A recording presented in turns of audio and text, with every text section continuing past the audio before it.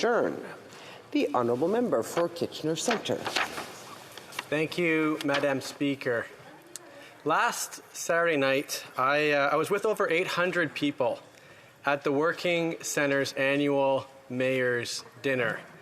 They're an incredible organization in my community that have been on the front lines of responding to poverty, unemployment, the housing crisis, and more. And it was at that event that we got to hear from the lived experiences of people living unsheltered. One estimate that we now have about double the number of people in the room that night who are living unsheltered across Waterloo Region. The fact is, this is a crisis that we are in the midst of. And in Waterloo Region, we have plenty of people with great ideas and passion, people who are coming together to buy properties, for example, to keep them permanently affordable, like Union Co-op. Organizations like the Working Centre, the House of Friendship, Beyond Housing, and so many more that are pouring their hearts and lives into building the affordable housing that we need. In light of this, then, I need the Parliamentary Secretary to know that the federal government then can't take a year off when it comes to addressing the housing crisis. Communities like mine, while are full of people who are ready to step up, they cannot be expected to do it on their own. We need all three levels of government acting like this is the crisis that it is. Months ago, Canada's federal housing advocate, a position that was created by the federal government's own legislation, was clear. She said that the national housing strategy is failing. After this budget, she again then said, her words, "The newly unveiled federal budget is a sorry disappointment. It completely misses the mark on addressing the most pressing housing crisis this country has ever seen." Why did she say that? Because on housing, outside of a needed investment in Indigenous housing, which unfortunately is backloaded, the funding doesn't start for a few years still, there was nothing else in it. So my concern is that the federal government might be out of ideas on housing while we are in the midst of a crisis that needs urgent action. And so with the rest of my time, I wanted to just offer more of those ideas for the Parliamentary Secretary to continue to put pressure on the implementation, because we need to get more affordable, non-market housing built. One simple idea: make the Rapid Housing Initiative a permanent annual funding envelope for housing providers in my community and others across the country to be able to apply for predictably to build the housing that they are keen to build. Secondly, increase investments in co-op housing to get more built the way we did back in the 80s, at the rate and the pace that we did. We can't pat ourselves on the back for an investment in co-op housing from last year and pretend that that is enough. Thirdly, ending the loophole for real estate investment trusts to ensure that they pay their taxes at the same rate as others and direct that funding to build more of the non-market housing that we need. Follow through on the Habitat for Humanity's call to waive GST for all affordable housing built by charities across the country. My question to the Parliamentary Secretary is, will they push for these kinds of initiatives to address the housing crisis we're in? The Honourable Parliamentary Secretary to the Minister of Employment, Workforce Development and Inclusivity. Well, thank you very much, Madam Speaker, and I would like to thank my colleague and my friend from Kitchener Centre for the excellent question on an issue that both of us truly care deeply about.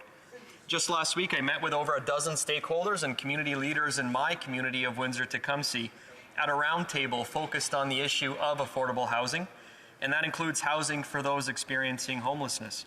Our government has made housing a priority since the very beginning of our mandate, and that's why in 2017, we launched the landmark National Housing Strategy, a first in Canadian history, and a return to federal involvement in housing.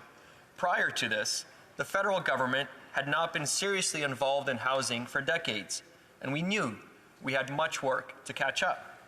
The range of programs under the strategy address the needs of people across the housing spectrum, from building new shelter units to supporting the purchase of a first home to support directly for renters.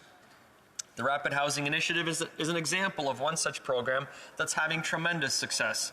The initiative helps people most in need, people who are homeless or at risk of becoming so. This program provides grants to support the rapid creation of permanent affordable housing units.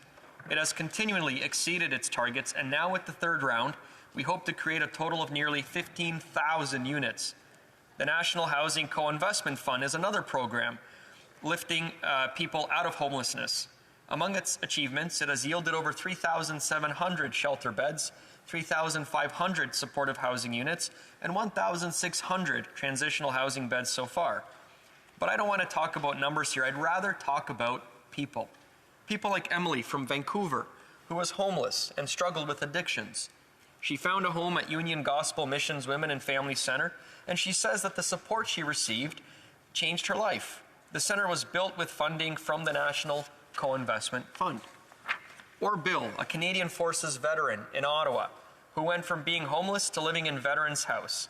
That project was also financed by the Co-Investment Fund.